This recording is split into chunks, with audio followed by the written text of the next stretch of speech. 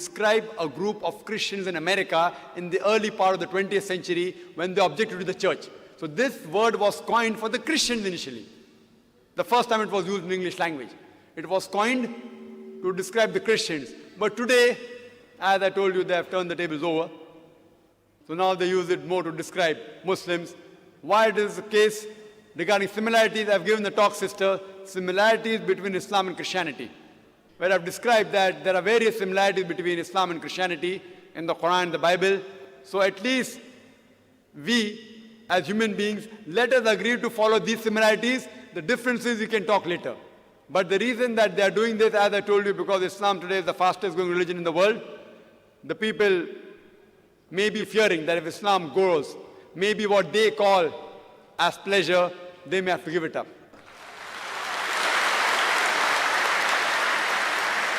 Good evening, sir. My name is Vasudha Tyagarajan. I'm a law student, actually. Firstly, I would like to thank you for giving us such an informative talk on terrorism and Islam. My question is, what do you think is the reason for the sudden increase in the number of terrorist organizations which are basically Islamic and they fight in the name of Islam? And since you say that Islam is giving the guidelines is that women, children, elderly people shouldn't be injured or killed, but there have been various bomb blasts and killings of women and children. What do you think is the reason for that? Thank you.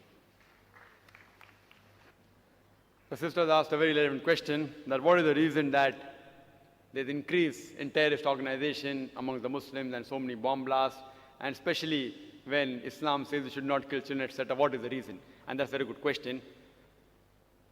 Personally, tell you again that personally I haven't met and interviewed any so-called 100% hardcore terrorist. I haven't met. But I can give the reasons, the logical answers why such thing may be happening. Number one, some people may really be terrorizing the innocent people. Some Muslims may be on the wrong track. They may not be following the guidance of the Quran. Like you have black sheep in every community. One of the number one terrorists of human history, who it is? It is Hitler. He has incinerated 6 million Jews. So can I blame Christianity for that? Hitler was a Christian. So I can't say because Hitler incinerated 6 million Jews, therefore Christianity says that you have to. He alone, if you add up all the terrorist organizations put together, I doubt whether they'll reach 6 million. One individual alone. Again, Mussolini. Mussolini is a Christian. So just because Mussolini killed thousands of innocent people, that does not mean I can blame Christianity for that. So there may be certain black sheep in the community. Black sheep may be calling themselves Muslims and may be in the wrong, maybe. Point number two. It can be that there are people who are harassed. Like you asked me, that today there is no Indian fighting for the freedom of the country. Do you find any Indian fighting for the freedom of the country? No. But 100 years back, you had several. So if you ask me, Brother Zakir, why did 100 years back there were many Indians fighting for the freedom? Because the British government ruled India. That's the reason people are fighting for their freedom. Today the British government has gone back, so no one is fighting for the freedom. So maybe these Muslims may actually be harassed. They may be being harassed. And you find this in several parts of the world, in Palestine, etc. That you find that maybe if you go to the history, if you go back to the history and you find that they have really been harassed, and if no one is coming out to help them, they are resorting to whatever means they have. Like the example which is given in the Bible, David and Goliath. The stone was sufficient. So who's to blame? We are to blame. We are to blame that we aren't going to the root cause of the problem. If there's a terrorist organization, we have to go and really find out what is the reason that they have resorted to terrorism. The only way we can solve this problem, just by killing them, these terrorists, it will not solve the problem. If you kill one, there will be 10 emerging. What we have to do, we have to go and find out what is the reason. Why are you resorting to this method? We have to go back to the root cause. It is like giving the example of Palestine. When Hitler incinerated 6 million Jews, the Jews were kicked out from Germany. And the Palestinians, they said, Ahlan wa sahlan, you are our cousins, come and join us. It is like I tell a stranger that if you have a problem, come and stay in my house. After a few years, he kicks me out of the house. And when I start making a noise outside my house, that see, these people have entered my house, so you call me a terrorist. Am I a terrorist? I was welcome a person as a stranger.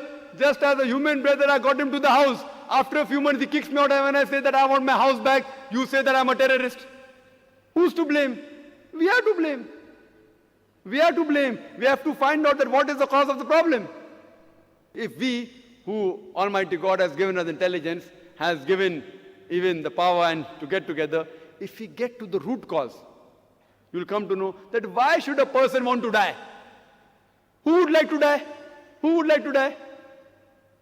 A person who says that I say I'm going to get killed, so why not I die and take somebody else also? So if you ask the psychologists, they will tell you the root causes. We have to go and ask these people that why are you doing all this, and many a times we'll find out that the truth is lying behind it.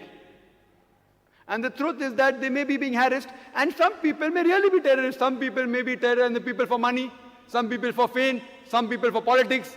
So I do agree, sister, that but majority what I feel that they are being troubled, whether it be Muslims, whether it be Hindu, whether it be Christians.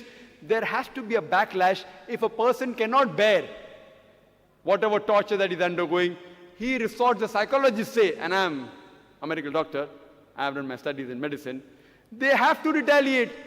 It is human nature. So why should a person who would not like to raise a finger, would like to carry a gun in the hand? Why? So what we have to do, we have to find the root cause and try and solve this problem. That's the only way we can see to it that these terrorizing the innocent people will stop and all human beings can live together as one brotherhood. Yeah, myself is Ravi Kumar. I am a software engineer. And my first request to my fellow Indians is don't always relate September 11 with the terrorism, because so many things have happened in India. More than 20,000 people have been killed in Kashmir.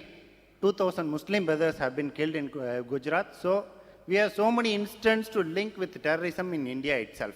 Like we can link December 13th to terrorism, and the day in which Akshardham temple people have entered, that we can link it with the terrorism. I thank Mr. Jakir Naik for clearing the misconception about the jihad. My question is that you told that just for the sake of one person, you cannot attack the country.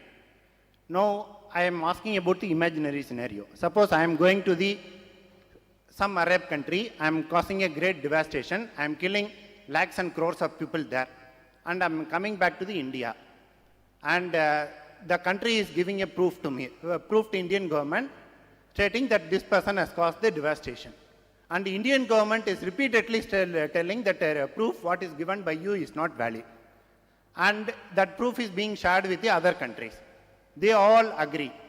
And suppose the country repeatedly is not ready to surrender me, then what is the action that particular country has to take? I have not completed. And another thing is the proof of that country is previously also when that kidnapped plane entered that, they encouraged the kidnappers, they allowed the terrorists who have come in that plane to escape out of the country. If that is the status of the country, then what is the action that particular country has to take it? You are telling, suppose I have come, after causing a devastation, I have come back to India, Indian government is not ready to surrender me, and the proofs have been given, and Indian government is repeatedly telling the proof what you have given is not valid. What is the action that country has to take? The brother has asked a very good question and a very relevant question, a very good analogy between what's happened 11 September again, though he came back to 11 September.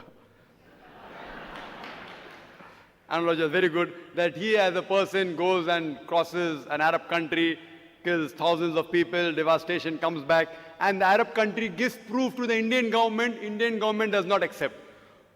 Mullah Omar again, he's not my friend, he told USA, give me proof, and the USA government could not give proof. They shared it with Tony Blair.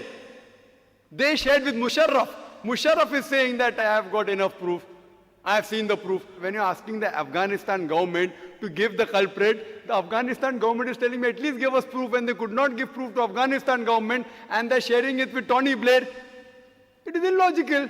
That means there's something fishy in the proof. Till today, Osama bin Laden is prime suspect. It's only hypothesis.